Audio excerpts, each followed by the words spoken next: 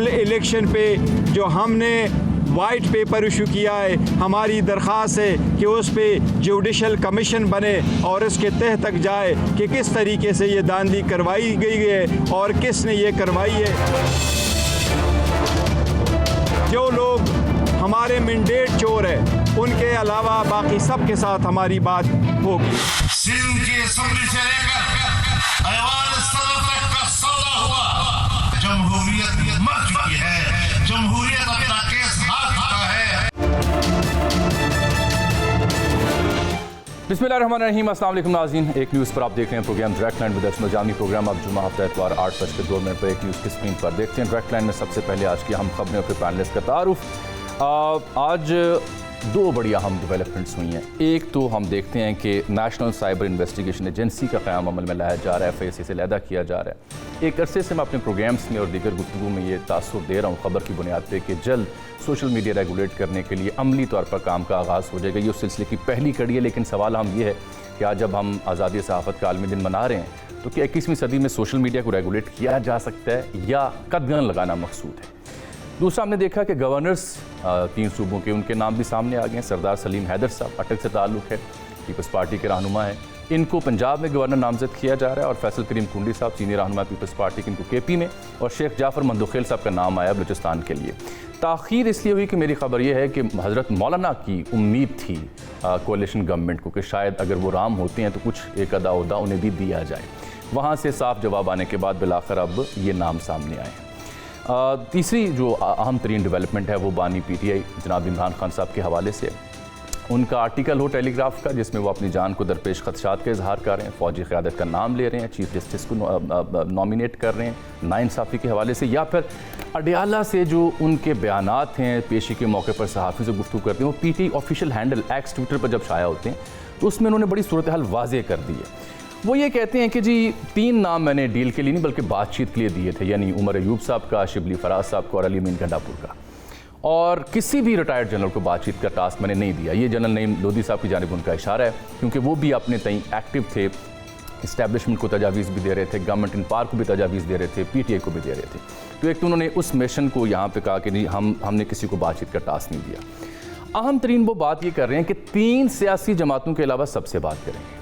3 सियासी जमातें वही जो इन पार हैं, पाकिस्तान मुस्लिम लीग नून, पाकिस्तान पीपल्स पार्टी, MQM।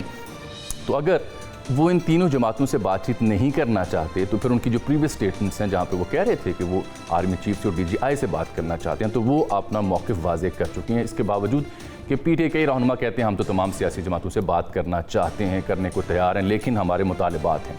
फिर साथ आपने ये भी देख लिया कि वाइट पेपर जारी किया मुबैना धांधली पे PTI ने और कहा कि जुडिशल कमीशन बनाया जाए। क्या ये मुमकिन होगा या नहीं होगा?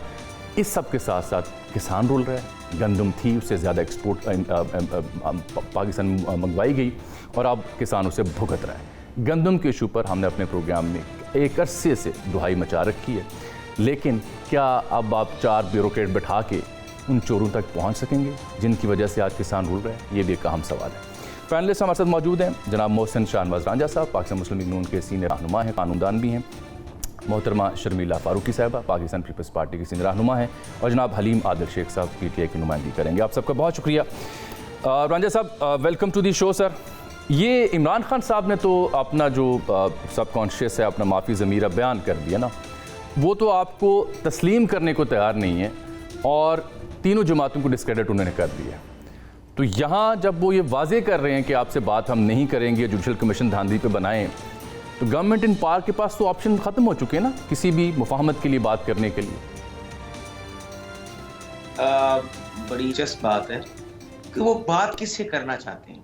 वो बात करना चाहते हैं जो बयान देते हैं कि जी हम फौज से बात करना चाहते हैं। ये क्या उसी फौज से बात करना चाहते हैं जिस फौज पे इन्होंने इल्ज़ाम लगाया हुआ है कि इन्होंने इलेक्शन में धांधली की है? जो इनका मुतालबा है और जो ये कहते हैं इनके जितने भी तर्जमान है वो हर जगह पे फौज पे ये इल्जाम लगाते नजर आते हैं। ये या उसी फौज से बात करना चाहते हैं जिस फौज के सरबराह पे इन्होंने अपनी बीवी को जहर देने का इल्जाम लगाया।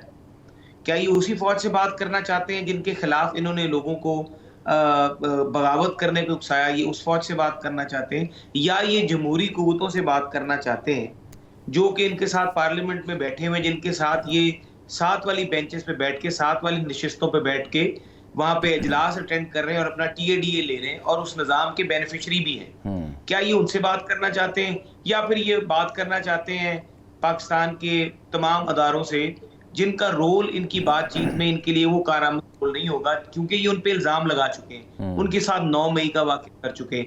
इतना बड़ा गैप है, इतना बड़ा डेफिसिट है, इतने बड़े डेफिसिट को अगर खान साहब ये समझते हैं कि वो ये इल्जाम लगा के फौज को अंडर प्रेशर ला के इस तरह का एक माहौल पैदा करके धांधली का इल्जाम उनके ऊपर लगा के और फिर उनसे बात करेंगे कि जी मुझे कोई आप ऐसा रास्ता दें कि मुझे फ्रेश इलेक्शन दे दें और अपने ऊपर सारा इल्जाम ले लें, किस तरह ये मुमकिन होगा? तो मेरा ये ख्याल है कि पहले तो इनको अपनी आवाम में अपना बयानिया बदलना चाहिए कि ये अगर फौज पे ये अगर धांधली का इल्जाम लगा रहे हैं, वो बयानिया क्यों बदलें? इस बयानिए से तो उन्हें मकबूलियत मिल रही है, वाह वाह हो रही है, क्यों बदलें बयानिया? वो तो अब आपसे ये भी मांग करें कि जुडिशल कमीशन बनाए धांधली के ऊपर। हरजी क्या है वैसे इसमें? तो फिर अगर वो बयानिया अपना बदलना चाहते हैं तो वो जुडिशल कमीशन कहते हैं बनाना है, तो क्या ये इन्हीं जजेस पे मुत्तफिक हो जाएंगे? क्या वो जजेस के ऊपर इत्तफाक कर लेंगे, सुप्रीम कोर्ट पे इत्तफाक कर लेंगे? क्या वो काजी फायज ईसा के ऊपर, जिसके ऊपर इमरान खान ने पहले रेफरेंस और फिर क्यूरेटिव रेफरेंस का एक नया लफ्ज इजाद किया, रेफरेंस बनाया, उनकी लीडरशिप पे इत्तफाक कर लेंगे? उनके हाउस में ये कंसेंसस अगर हो गया है कि वो मौजूदा सुपीरियर जुडिशरी के ऊपर, और दूसरी बात यह है कि इनको माजी की गलतियों का सबक देते हैं, अपनी दाढ़ी किसी के हाथ में पकड़ाएंगे तो ये उसके बीच में फिर आगे से आगे बात लंबी चलती जाएगी। ये बात यहाँ पे नहीं रुकेगी, ये बात 2018 के इलेक्शन पे भी जाएगी, ये 2018 की धांधली को भी हाईलाइट करेगी, ये 2018 से लेके 22 तक होने वाले तमाम बाई इलेक्शंस के ऊपर भी जाएगी, और फिर उसके बाद ये बात आगे भी आएगी। जुडिशल आपने करवानी, आप तो देख रहे हैं आजकल जो केस चल रहा है वहां पे सुप्रीम कोर्ट में, उसमें तो पूरा का पूरा माजी का सारा ज्यूरिस्प्रूडेंस जो है वो डिस्कस किया जा रहा है। बिल्कुल ठीक, भले करें बात, लेकिन की जो प्रायोरिटी है, पार्लियामेंट है, वो सुप्रीम है, कॉन्स्टिट्यूशन के बीच में इनके लोग हल्फ ले चुके हैं, इनके लोग असेंबली में बैठे हुए हैं, इनको चाहिए कि पार्लिमानी कमेटी बनाए। पार्लिमानी कमेटी में अगर मैटर रिजॉल्व नहीं होता और वहां पे कोई पानी गुफ्तगू नहीं होती और इनके जो ये इल्जामात लगा रहे हैं, देखिए इल्जाम तो मैं भी लगा रहा हूँ, मेरा भी मुखालिफ, मैंने उसको चाहे मुबारक जिस तरह भी जीता, लेकिन मैंने उसका इल्जाम जो है, मेरे भी फॉर्म 45 ओवरराइट हुए, मेरे भी फॉर्म 46 पे दस्तखत और फॉर्म 45 के दस्तखत आपस में मिलते नहीं है, लेकिन मैं अपने मुतलका फोरम ट्राइब्यूनल गया हूँ। अब ट्राइब्यूनल फैसला करेगा। मुझे ये बताएं कि ट्राइब्यूनल की पावर्स को ये किस तरह खत्म कर सकते हैं? 150 के करीब इन्होंने पिटीशनें फाइल की हैं सुप्रीम कोर्ट में, सॉरी मुख्तलिफ ट्राइब्यूनल्स में। ठीक है, मैं कोर्ट में भी ये चूंकि आपने बड़े अहम सवाल उठा दिए ना, तो पीटीआई के रद्दमल भी ले लेते हैं। शेख साहब खुश आमदीद कहते हैं, अलीम आदिल शेख साहब, ये बात उसमें वजन है जो मोहसिन साहब फरमा रहे हैं कि आप किस फौज से बात करना चाहते हैं, उसी फौज की क़यादत से जिसको आप मरूद इल्ज़ाम ठहरा रहे हैं, और आपने हलफ लिए हुए हैं असेंबलियों में बैठ के, तो असेंबलियों से बाहर आप किससे बात करें? क्या ये आइनी तौर पर, जमहूरी तौर पर दुरुस्त अमल है? देखिए, पहले तो आपने जो इंट्रो में बात की कि जो सोशल मीडिया पे जो नया उस पर कोई ऑर्डिनेंस आ रहा है, कोई क्या आ रहा है, तो मैं बताना चाहता हूँ कि शब खून मारने की तैयारी हो रही है। वैसे मैं याद दिला दूं, ये आपके दौर में भी ऐसी एक कोशिश हुई थी पीका की फॉर्म में, वैसे याद दिला रहा हूँ सिर्फ। नहीं होनी चाहिए, अगर हुई थी तो वो भी गलत थी, और अब हो रही है तो अब तो जो हो चुका पहले से बहुत कुछ, तो इसके लिए आप इफेक्टिव में सबसे ज़्यादा आप लोग भी होते हैं, तो हम समझ रहे हैं कि ये शब खून मारने की कोशिश है और एक वाहिद आवाज़ रह गई है। माजरत के साथ, मतलब हम तो आप भी मजबूर हैं हमारी तरह के ना, मतलब है कि आप लोग भी मजबूर हैं किसको बुलाना है, किसको नहीं बुलाना है, किसकी तस्वीर दिखानी है, किसकी नहीं दिखानी है। मैं तो दिखा रहा हूँ तस्वीर इमरान खान साहब की भी, उनका नाम भी ले रहा हूँ, और मैं तो आपको भी बुला रहा हूँ। ज़बरदस्त। नहीं, ये रियलिटी आप नहीं सकते, मीडिया की बात हो। देखिए हकीकत तो है ना कि इतनी आज़ादी नहीं है, तो सोशल मीडिया पे एक कौम आम उस सब की आवाज़ जा सकती है, उसको भी दबाने की कोशिश की जा रही है। जितना दबाया गया था पीटीआई को, उससे ज़्यादा उभर के आई 8 फरवरी को। ये दबाने, ये ट्विटर बंद करते हैं, हम VPN से लगा लेते हैं, ये जो करते हैं हम कुछ और कर लेते हैं। इस वक्त दुनिया आगे निकल जाए, पीछे है दुनिया। मैंने इस मौजूद पर तफसील से बात करनी है प्रोग्राम के आखिरी हिस्से में, फैक्ट एंड फिगर के साथ। मैं चाह रहा था रांझा साहब ने जो सवाल उठाया ना, पहले पहले उसको एड्रेस कर लें आप। इस मौजू पे मैं तफसील से बात करूंगा आपके साथ। चले नहीं, मैंने कहा मुझे तो मैं उस पर इतराज था कि नहीं, बड़ी मेहरबानी, मुझे शुरू का मैंने कहा रेगुलेट नहीं करें, ये तो कदखन है, बीनी शबखून है। अच्छा जी, मैं बताना चाह रहा हूँ कि बात है कि कल भी मेरी मुलाकात हुई थी अपने चेयरमैन से, अपने हकीकी और चेयरमैन से, बानी चेयरमैन से। तो बात यही है कि ये तो बेचारे बेनिफिशरीज हैं, रांझा साहब वगैरह भी मजबूर हैं। ये अपना कोई, मैं कहना चाहता हूँ कि आजकल पीएम भी तब्दील नहीं कर सकते होंगे प्राइम मिनिस्टर साहब किसी और की मर्जी के बगैर। किसकी मर्जी के बगैर? ये तो बेनिफिशरीज ये चाहते हैं कि कौम और हमारी फौज एस्टेब्लिशमेंट की मर्जी के बगैर, और किसकी मर्जी है? ये तो बेचारे मजबूर है ना। बात है इनके पास क्या इख्तियार है इस वक्त। तो बात यह है कि ये चाहते हैं कि गैप रहे, कौम एक तरफ खड़ी है, फौज हमारी है, इदारे हमारे हैं, सब कुछ हमारा है। ये लोग बेनिफिशरी चाहते हैं कि लड़ाई कराते रहो, रोला डालते रहो, रोला डालते रहो। जब तक ये बैठे रहेंगे हुकूमत के अंदर, जब तक कौम और फौज में गैप रहेगा, जब तक इस्टेब्लिशमेंट और पीटीआई में गैप रहेगा, तब तक ये सारे बेनिफिशरी सीटों पर बैठे रहेंगे। जिस दिन ये गैप खत्म हो गया, जिस दिन ये जो मामला आता है अल्टीमेटली, लेकिन वो मैं याद दिला दूं, रांझा साहब का सवाल बड़ा दिलचस्प और अहम है। बिल्कुल ठीक कह रहे हैं, रांझा साहब का सवाल बड़ा अहम और दिलचस्प है। मैं दोबारा रिपीट कर देता हूं। वो कह रहे हैं आप किस फौज से बात करना चाह रहे हैं? उसी फौज से जिसके सिपा सलार की नेम कॉलिंग की जाती है, उन्हें जिम्मेदार करार दिया जाता है और उनको मरूद इल्ज़ाम ठहराया जाता है, और उन्हीं चीफ जस्टिस की बात करें जिन्हें आप पीटी के खिलाफ बी टीम का ताना देते हैं। इस सवाल का जवाब अगर आप देना पसंद करें। बात यह है कि रांझा साहब का सवाल मैंने सुन लिया, आप उसको रिपीट करें, अपने अंदाज से करें, जवाब मेरा होगा। सवाल उनका है, सवाल जामी साहब का है, जवाब मेरा होगा। बिल्कुल, मैंने अपनी बात करनी है, अपनी पार्टी की बात करनी है, अपने तरीके से करनी है। बिल्कुल, मैंने कोई इसका मतलब है कि वर्ड टू वर्ड जवाब नहीं देना। मैंने अपना नैरेटिव बयान करना है कि हम क्या कहना चाह रहे हैं। हम इस मसले का हल चाहते हैं। हम उन लोगों से बात करने का टके का कोई फ़ायदा नहीं है जिन बेचारों को कोई इख्तियार नहीं अपना।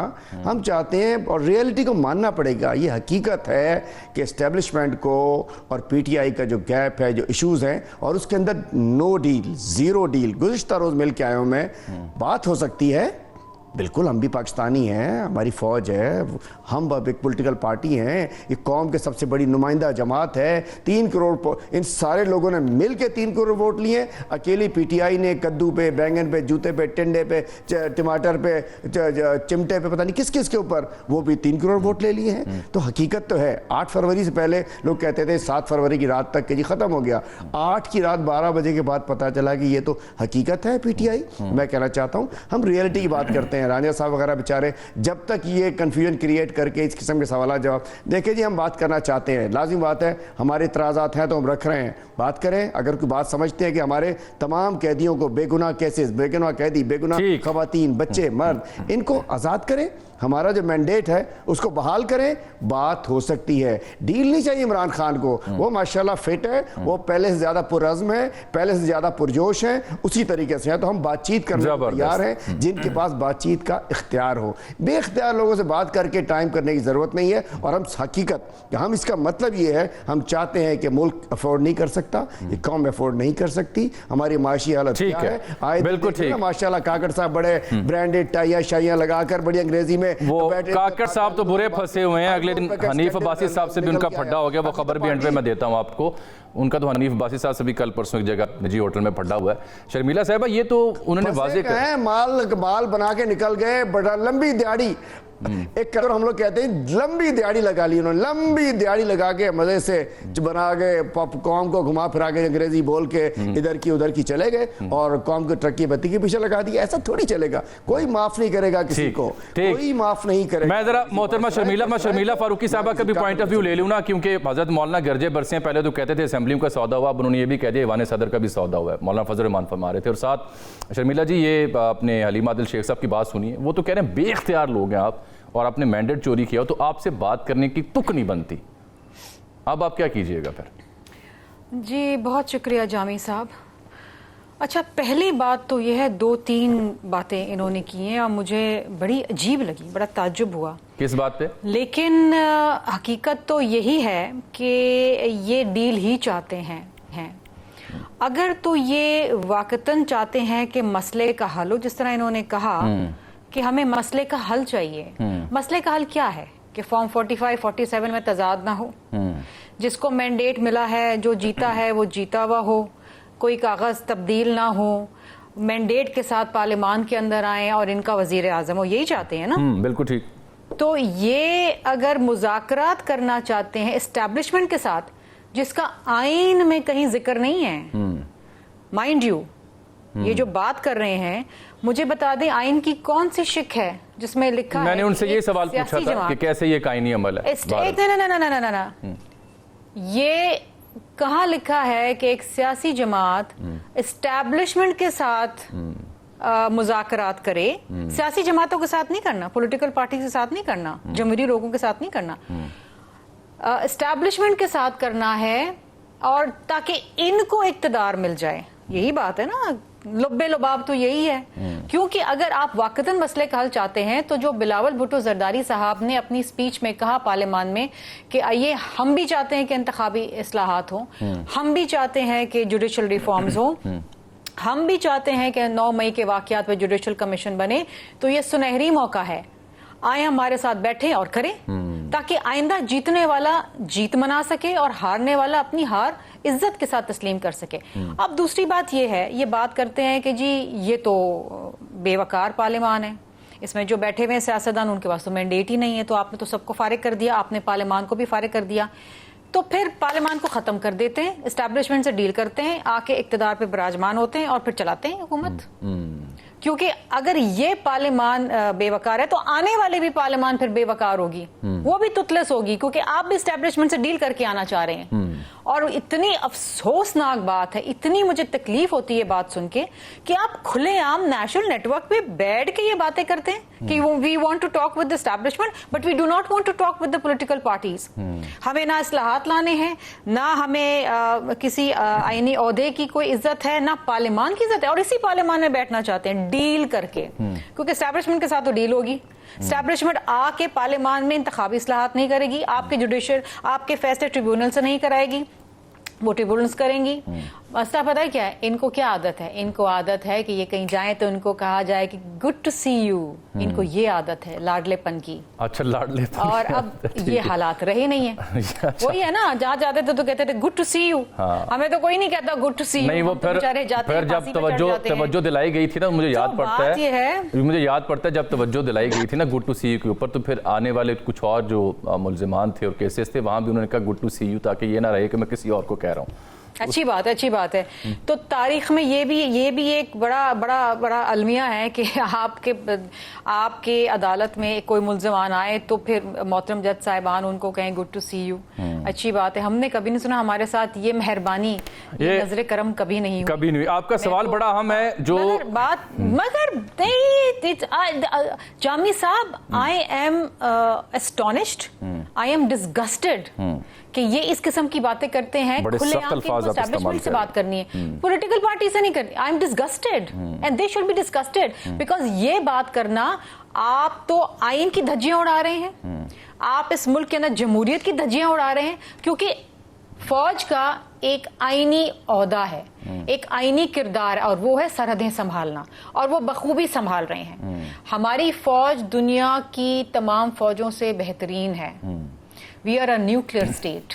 ठीक, ये मैं पूछूंगा, फौजी जवान ये शेख साहब से मैंने सवाल ये रखना है कि ये तो वाजे कर देना, सियासत में क्यों घसीट, मैं इनसे पूछूंगा सियासत में क्यों घसीट रहे हैं भाई? बिल्कुल ठीक, सियासत से क्या ताल्लुक? बिल्कुल, मैं उनसे ये सवाल बिल्कुल पूछूंगा कि आईनी तौर पर कहाँ इसका जवाब है। लेकिन रांझा साहब, डील की जब बात करते हैं, जो मोहतरमा भी बता रही थी, तो इमरान खान साहब का अपना स्टेटमेंट आज उनके एक्स पे पीटीआई ऑफिशियल पे जारी हुआ है कि डील वो करते हैं जैसे मुल्क से बाहर जाना हो, जैसे जरदारी और नवाज शरीफ गए। डील जेल से बचने के लिए की जाती है। रांझा साहब, ये आपको बताया जा रहा है कि डील नहीं है मैं करना चाह रहा, क्योंकि जेल से मैं नहीं घबरा रहा, मैं जेल में ही रहना चाहता हूँ। टीवी में देखो, और साथ वो बार बार कह रहे हैं कि बात मैंने कहाँ करनी है, हुकूमत कहाँ खड़ी होगी, हुकूमत इस सियासी अदम इस्तेहकाम से कैसे डील करेगी, जबकि एक मकबूल जमात के सरबराह ने अपनी पोजीशन वाजे कर दी है। वे फॉरवर्ड कहाँ से आएगा फिर अगर इनकी पोजीशन ये रहती है तो? रांझा साहब, बड़ी दिलचस्प बात है। देखिए, वे फॉरवर्ड तब आएगा जब इमरान खान ये तस्लीम करेंगे। देखिए ना, दो लोग लड़ते हैं, एक को अपनी गलती तो माननी पड़ती है ना, तो शुरू गलती इमरान खान करेगा 9 मई के पहले, 9 मई का जुर्म जो है वो तस्लीम करेगा, और हम ये बात जरूर करेंगे कि हमारी जमातों में बड़े बुरे वक्त आए, हमारे पास भी इस तरह की ऑप्शन होती थी, लेकिन हमने पाकिस्तान के अदारों पे हमला कभी नहीं किया। हमने अपने वर्करों को हमेशा यही नसीहत की कि आपने पाकिस्तान के अदारों का एहतराम करना है। एक हद तक जमहूरियत की लड़ाई जमहूरी तकाजों में रहते हुए और जमहूरी रवायात के मुताबिक लड़ी जाए। डंडे पकड़ के, पेट्रोल बम पकड़ के, ग्रेनेड पकड़ के और मुसल्ला होके और फायरिंग करते रहे इन फौज के हेडक्वार्टर्स पे, जो कि पाकिस्तान के दुश्मन अनासर करते हैं, वो हमने कभी नसीहत नहीं की। बहुत अच्छी बात है, लेकिन राजा साहब याद दिला दूं, गुजरांवाला जलसा हुआ था, मियां साहब मुखातिब हुए थे, कई अहम लोगों के नाम भी उन्होंने लिए थे, जैसे इमरान खान साहब लेते हैं। 9 मई और गुजरांवाला के जलसे में जमीन आसमान का फर्क है जनाब। 9 मई एक हमला था रियासत के ऊपर, हमने तो बात कर दी ना। फैज हमीद साहब के हवाले से, बाजा साहब के हवाले से आज सुप्रीम कोर्ट में रोज चीजें हो रही हैं। अभी जस्टिस शौकत सिद्दीकी साहब बहाल हुए, उनकी गुफ्तगू सुन लें, वो बातें तो रिकॉर्ड का हिस्सा है। लेकिन हमने ये नहीं कहा था कि जाके मेजर अजीज भट्टी शहीद की जो यादगार है, राशिद मिनास की जो यादगार है, उसके ऊपर जाके पथराव करो, उसको तोड़ो और जाके उनको आग लगाओ। ये हमने नहीं कहा था। बात सिर्फ ये है, ये मुल्क भी देख रहा है। अगर रियासत ने 9 मई करने वालों को के साथ कोई डील की तो ये 9 मई फिर होगा। इसलिए पहली बात खान साहब को जरूर ये याद करनी चाहिए और पीटीआई को भी जेल में रख लेनी चाहिए कि जिन्होंने 9 मई की उनको सजाएं होंगी, वो जेलों में जाएं और अपनी सजाएं भुगतें। वैसे ये जो आपने आखिरी जुमला कहा ना, बड़ा दिलचस्प है। आपको कहीं लगता है कि कहीं बात वो कर भी सकते हैं इनसे? जी, मैं आपको बात इसलिए बता रहा हूँ कि बात कर सकते हैं। मैं आपको, अगर कोई सोच रहा है ना, सोचते तो हैं लोग, मैं भी अगर एक सियासतदान हूं तो मैं हमेशा से गुफ्तगू के दरवाजे खुले रखूंगा। लेकिन गुफ्तगू के दरवाजे खुले रखने से पहले ये मैं जरूर सोचूंगा कि जिन लोगों के साथ मैं गुफ्तगू कर रहा हूं, मैंने अपने को टर्म्स ऑफ रेफरेंस डिसाइड करने। टर्म्स ऑफ रेफरेंस में अगर कोई बात होती है तो पहले तो इनको ये चीज ज़हन में डाल लेनी चाहिए कि एक तो इनको 9 मई की माफी नहीं मिलनी, बड़ा कैटेगोरिकल है। क्योंकि अगर 9 मई की माफी मिलेगी तो मैं समझता हूं कि पाकिस्तान की इंस्टीट्यूशन ये जरूर समझते हैं कि जिन्होंने जेन्युइनली 9 मई किया है उनको माफ कर दिया तो ये 9 मई दोबारा से होगा। और हम भी ये समझिए, इससे पूरे पाकिस्तान का जो सियासत का माहौल है कि 9 मई करके अगर वो दोबारा से पार्लियामेंट में आके तकरीरें करें और फिर भाषण दें पूरी कौम को, वो काबिल बर्दाश्त नहीं। हम अपने शहीदों की जो रुसवाई है वो बर्दाश्त हम भी नहीं करेंगे, पहली बात। दूसरी बात आ गई डायलॉग की। अगर डायलॉग ये करते हैं तो मुझे समझ नहीं आ रही कि ये अभी मान भी गए हैं कि तो फिर ये बयानियां छोड़ दें, अवाम को बताएं कि हम पैर पकड़ के माफी मांगना चाहते हैं कि सानू माफ कर दो, साढ़े को गलती हो गई, अगले दी माफी दो, अगो नहीं करांगे, असी तौबा कर दें। या तो फिर ये बात कर लें, मान जाएं, अपना बयानिया अवाम को भी बता देंगे, लो जी असी हुण माफी मंगण दा टाइम आ गया, असी पैरी पैन लगे। नहीं, वो तो ये करने की बजाय नॉमिनेट कर रहे हैं, नेम कॉलिंग कर रहे हैं और फिर साथ ये भी कह रहे हैं कि बात भी इनसे होगी, क्योंकि इनके पास इख्तियार है, आपके पास इख्तियार नहीं है। वो तो बयानिया वाज़ेह कर रहे हैं, अपना कंफ्यूज नहीं कर रहे। ये फिर ये फौज के साथ कैरेट और स्टिक की चाल चल रही। मैं आपको बता देता हूं कि मेरा अपना, मैं एक मुहब्बे वतन पाकिस्तानी होने की हैसियत से बता सकता हूं कि जो 9 मई की इनको माफी है ना, वो नहीं मिलनी। अगर इमरान खान का भी रोल उसमें है, हम सारे सियासी वर्कर ये जरूर मुतालबा करेंगे, क्योंकि रेड लाइन जो है ना, जिस तरह ये कहते हैं खान हमारी रेड लाइन है, शहीद भी हमारी रेड लाइन है। बिल्कुल ठीक। फिर हम कहेंगे कि एक दफा अगर ये हो गया, आगे से फिर दोबारा होती रहेगी और ये रवायत खत्म नहीं होगी। और इसे पाकिस्तान के इदारे, देखिए मैं इराक गया, मुझे वहां जाके एहसास हुआ, मैं सीरिया गया, मुझे वहां पे जाके एहसास हुआ कि किसी मुल्क में भी उसकी फौज का कितना अहम, बिल्कुल विदाउट एनी डाउट। और जब भी वहां पे वो अरब स्प्रिंग आया था, अरब स्प्रिंग नताइज निकले थे, अगर आप नताइज देख लें अरब स्प्रिंग के, अरब स्प्रिंग करने वाले नौजवानों को जब मैं मिला शाम में, दमिश्क में, मैंने उनसे पूछा कि तुम्हें क्या हुआ था। उन्होंने कहा था हमारी जिंदगी की सबसे बड़ी गलती हुई थी, हमें अपनी रियासत के खिलाफ नहीं खड़ा होना चाहिए था, हमें भी बैरूनी ताकतों ने उठाया।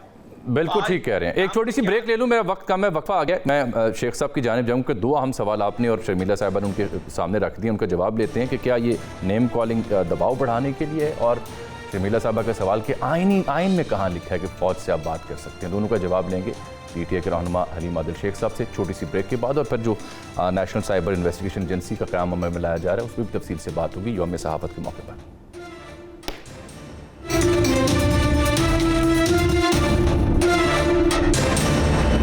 पहले शर्मिला फारूकी साहब और शाहनवाज रांझा साहब ने उठाए थे, दोनों हलीम आदिल शेख साहब की खिदमत में पेश करता हूँ। एक तो ये कहा गया कि नेम कॉलिंग करके शायद आप दबाव बढ़ा रहे हैं के लिए। दूसरा नुकता यह है कि किस कानून और आइन के तहत आप मजाज हैं फौज से बात करने के लिए, आप जवाब दीजिएगा। जाबी साहब, एक तो मैं थोड़ा सा आपसे अर्ज करूं कि एक अपोजिशन बैठी है और ये दोनों अफराद गवर्नमेंट बैठे हुए हैं, और रांझा साहब को तो लाजिम बात है कुछ मजबूरी साहब को रांझा पूछे, उन्हें मैंने पहली बार जहमत दी आज प्रोग्राम में।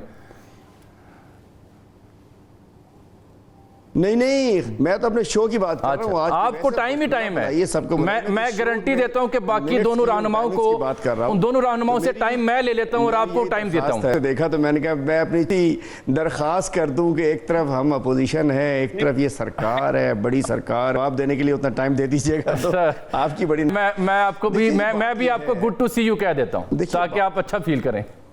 वक्त आपका ये जनाब। Thank you very much, thank you very much. देखिए, बात यह है कि इनके पास कोई बयानियाँ बचा नहीं है कि हमें कहते हैं कि जी आइन में कहाँ लिखा है, ये कहाँ लिखा है, वो बहुत कुछ आइन में नहीं लिखा हुआ, बहुत कुछ आइन में नहीं लिखा हुआ। और हम तो चाहते हैं, हम तो आइन की बहाली चाहते हैं। आजकल आइन मतलब आज जब जजेस इंसाफ मांग रहे हों, जब जजेस कह रहे हो कि हमारे साथ क्या हो रहा है, जब जजेस अपना मुकदमा, हाई कोर्ट के जजेस अपना आपको याद होंगे, बस याद दिला रहा हूँ। देखिए जी, जब हुआ, देखिए जी, जब हो, मैं आज की बात कर रहा हूँ, मुझे आप ना याद दिलाई, मैं आइन के जवाब देने दीजिए मुझे, ठीक है ना। मैं कहना चाहता हूँ, मैं जो बात आइन की हो रही है, मेरा आइन मुझे इजाज़त देता है कि मैं असम्बली करूँ, जलसा करूँ। 1 महीने से ज़्यादा मैं कराची में जलसे की परमिशन मांग रहा हूँ। जो मोहतरमा हमारी बहन, बड़ी अच्छी बहन है, जो फरमा रही है आइन, किस आइन में लिखा है कि अगर मैं परमिशन मांग रहा हूँ डीसी से कि मुझे बागे जना में जलसे की इजाज़त दे दो, नहीं मिल रहे। पहले फिर कहा आप तो वैसों को मानते नहीं है, आप कहते हैं इनके पास इख्तियार ही नहीं है, तो ये भी इजाज़त एस्टैब्लिशमेंट से ले लेते जलसा करने की। मैं देखे, मैंने बात नहीं की है, मैं कोई इतनी मजेदार बातें कर रहे हैं, मेरा दिल चाह रहा है कि मैं बीच में बहुत सारे मौके में आपस में शो में नहीं प्लीज आप मेरी बात सुनिए, मैंने आपकी पूरी बात सुनी है। अच्छा नहीं होता, हम लोग मुल्कों की तरह लड़ा के दुनिया खुश होती है। अगर आप बात करेंगे बीच में, मैं नहीं करूंगा। हमने छोड़ दिया बात करने का। बात ही मैं कह रहा हूँ, जलसे की इजाजत नहीं मिल रही, तो जब बाहर यही आइन मुंह काला कर दिया इन्होंने आइन का। उसके बाद पहली दफा लिख के दे दिया डिप्टी कमिश्नर ने, सिंध हुकूमत के डीसी ने, कि जी मज़ार कायद में जलसा नहीं हो सकता। वही बागे जना, जामी साहब आपने बड़े जलसे कवर किए होंगे। और उसके बाद डेट पे आगे कि जी इन पे जलसे पे थ्रेट है, तो मसल दिया है इन्होंने। निकलो ATC का केस, इधर निकलो तो ये आइन की बात करते हैं। मैं बता रहा हूँ ना, छोटी सी सवाल है, इनके उसमें ले लीजिएगा कि मैंने 1.5 महीने से बागे जना में जलसे के लिए टाइम मांगा हुआ, मुझे क्यों नहीं दिया गया। पहली दफा कहा कि जी बागे जना के उसमें ग्राउंड में जलसा हो ही नहीं सकता। दोबारा कहा कि जी वो थ्रेट अलर्ट है, और गुज़िश्ता रोज जलसा हो गया। ये आइन है? कौन सा आइन है? और दूसरी बात, 9 मई का जो है ना, बयानियां बेचते 9 महीने का बयानिया बकौल शेर अफजल मरवत बढ़ गया इनका। 9 फरवरी को 9 मई का बयानिया बढ़ गया। इसलिए हम कहते हो, अगर मैं जिम्मेदार हूँ, पार्टी जिम्मेदार है, मेरी क्यादत जिम्मेदार है, मेरा वर्कर जिम्मेदार है, फैसला कौन करेगा? SHO? वो IG फैसला करेगा? जो अजीब ड्रामे करा रहा है, पता नहीं वर्दियां पहना के क्या कुछ, अब बड़े तमाशे पंजाब में देख रहे हैं। वो IG फैसला करेगा जिसने हमारी औरतों को, हमारी बच्चियों को, हमारी सनम जावेद को वहाँ से उठा के उसमें सरगोदा में डाल दिया, अली हमजा को सरगोदा में डाल दिया, हमारी ख़वातीन पे केस पे केस। वो फैसला करेगा।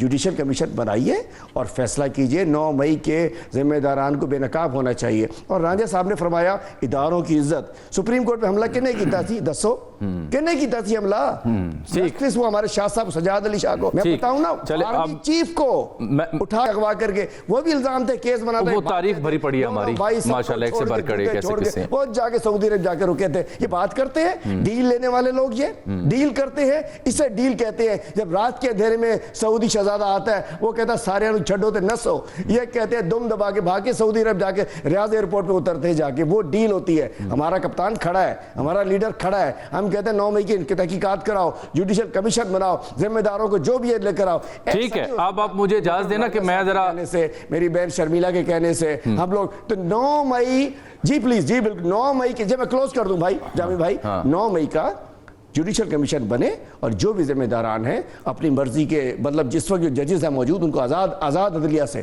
फायद ईसा साहब से हट के आज़ाद अदलिया के ऊपर जुडिशल कमीशन बनाइए। हमें फायद ईसा साहब से हट के बाकी वो क्यों ना हो, पूरे पाकिस्तान का हमें कबूल है, वो क्यों ना हो, उन पे भी आपको इतराज़ात हैं? वो मौजूद ना हो उस बेंच के अंदर, कोई और को बना दें पूरे पाकिस्तान से। उन इस तरह से ये तो फिर आपकी अपनी मंतक की ये रद्द दलील है, क्योंकि आपको काई साहब पे जो इल्जामात लगा रहे हैं उसकी वजह से आप चाह रहे हैं कि वो ना हो। इसी तरह से आपकी वहां क्यों नहीं बदल रहा आपका? काजी साहब से बात नहीं कर रहे हम, काजी साहब से डायलॉग करना होता तो बुला लेते उनको, आ जाओ बैठ जाओ सामने।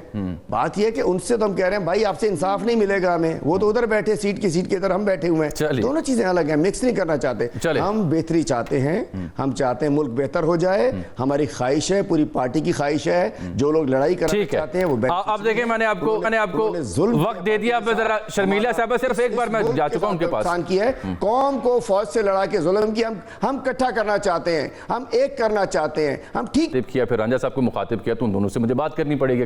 शर्मिला साहबा, ये सवाल उनका बड़ा अहम है, मौलाना साहब के पास ऐसी क्या जादू की छड़ी है कि आप उन्हें जलसा करने दे रहे हैं? वो 1.5 माह से चीख रहे हैं कि हमें जलसे की इजाजत दें, आप उन्हें इनकार कर रहे हैं, ये तो ज्यादती है।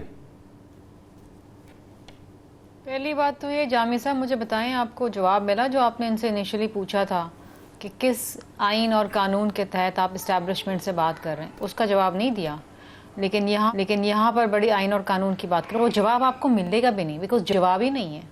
आइन मैंने भी पढ़ा है, आपने भी पढ़ा है, और आई एम श्योर शेख साहब ने भी पढ़ा है। आइन की किसी शिक में कहीं नहीं लिखा कि इलेक्शंस के ऊपर, सियासी मामलात के ऊपर एक पॉलिटिकल पार्टी फौज से बात कर सकती है। क्या बात करनी है आपने?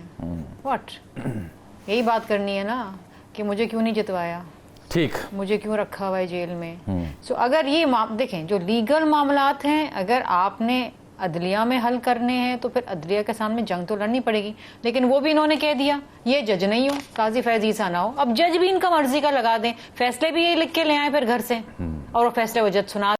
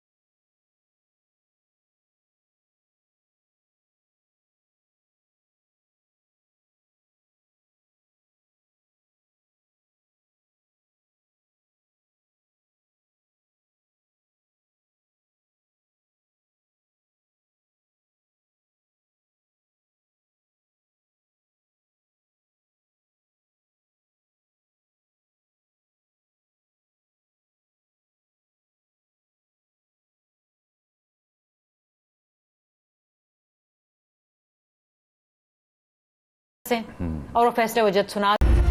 वेलकम बैक नाज़रीन। आज़ादी सहाफ़त का आलमी दिन है। अवार्ड गज़ा के उन सहाफ़ियों के नाम किया जा रहा है जो इसराइली बर्बरियत के ऊपर चुप नहीं है, बल्कि नागज़ीर वजूहात के बावजूद हक़ की सदा बुलंद कर रहे हैं। लेकिन हमारे यहाँ जो इंडेक्स है उसमें फ्रीडम नेटवर्क बताता है कि गुज़िश्ता एक साल में आज़ादी इज़हार राय को दरपेश ख़तरात में इजाफा हुआ है। वतन अज़ीज़ में पाकिस्तान की मैं बात कर रहा हूँ। और फिर यही नहीं, CPG को जो लेटर लिखा है हामिद मीर साहब ने, वो हाईलाइट कर रहे हैं कि हामिद मीर साहब की जान को ख़तरा है। हालांकि उन्होंने रुजू भी किया इदारों के साथ, लेकिन उसके बावजूद मुकदमा दर्ज नहीं हुए, तहफ़्फ़ुज़ नहीं मिल रहा। यही नहीं बल्कि CPG ही अपनी रिपोर्ट में कहता है कि 1992 से लेकर अब तक 64 सहाफ़ी ऐसे हैं जो शहीद हुए लाइन ऑफ ड्यूटी में पाकिस्तान में। और जो इम्प्यूनिटी इंडेक्स है इस सिलसिले में, उसमें पाकिस्तान 11वें नंबर पर है। ये बुरी रैंकिंग है, अच्छी रैंकिंग नहीं है। और उसके साथ हम देख रहे हैं कि जहाँ आइनी हदूद व क़यूद का हमें बताया जा रहा है, वहाँ सदारती ऑर्डिनेंस के ज़रिए नेशनल साइबर इन्वेस्टिगेशन एजेंसी का क़याम अमल में लाया जा रहा है, FI से अलहदा किया जा रहा है।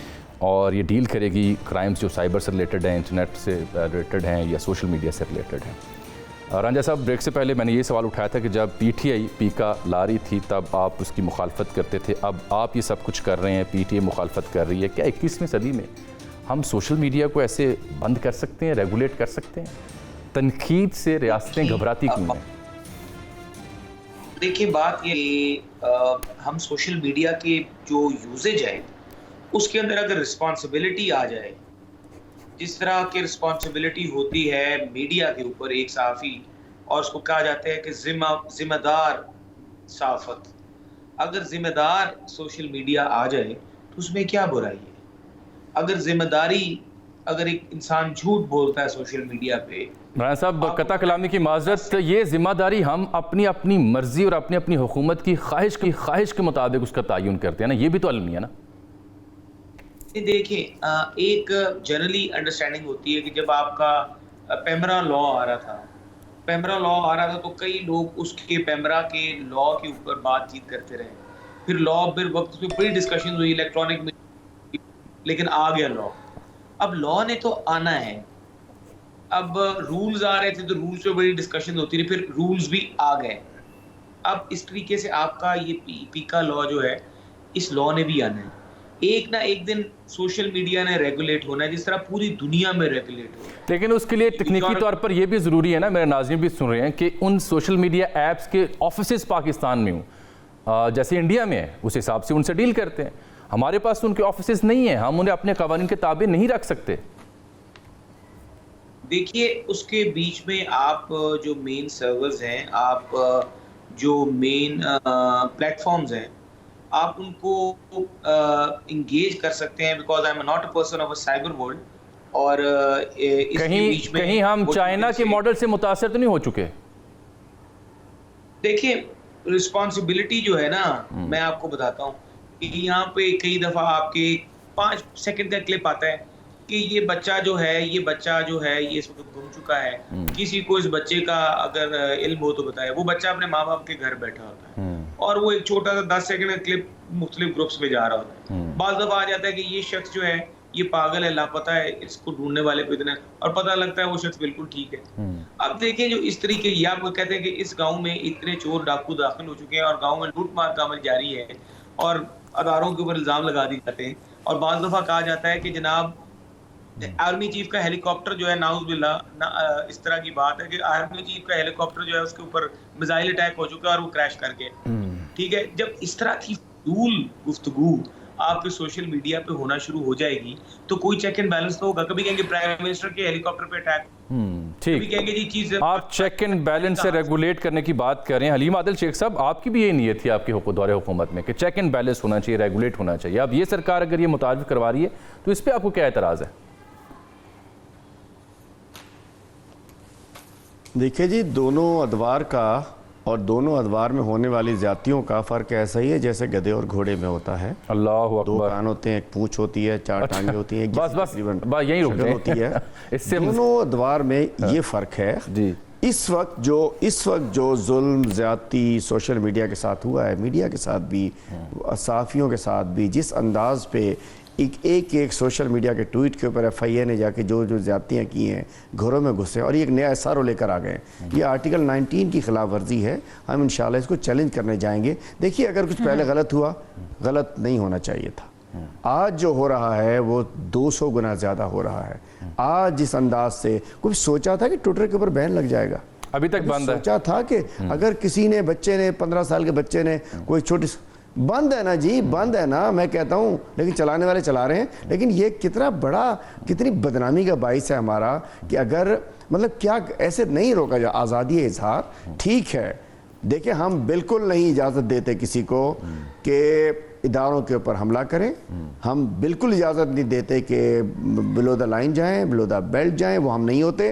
पूरी दुनिया तो हमारे, हम जिम्मेदार नहीं है, हम जिम्मेदार हैं अपने ऑफिशियल अकाउंट्स के, हम जिम्मेदार हैं हमारे जो ओहदेदारान है वो नीचे से लेकर ऊपर तक कुछ गलत करे, we are responsible, PTI is responsible. मैं जरा इस पे शर्मिला साहबा का मौक़िफ़ भी ले लूं। बिल्कुल ठीक, बैठा है शर्मिला साहबा, ये पीपल्स पार्टी वो वाहिद जमात है, ये मैं सहाफ़ी के तौर पर राय दे रहा हूँ, सहाफ़ी के तौर पर, जिसने हमेशा तनकीद को खुले दिल से बर्दाश्त किया, चाहे वो आपका दौरे हुकूमत हो, कैसी कैसी कहानियाँ आती थी।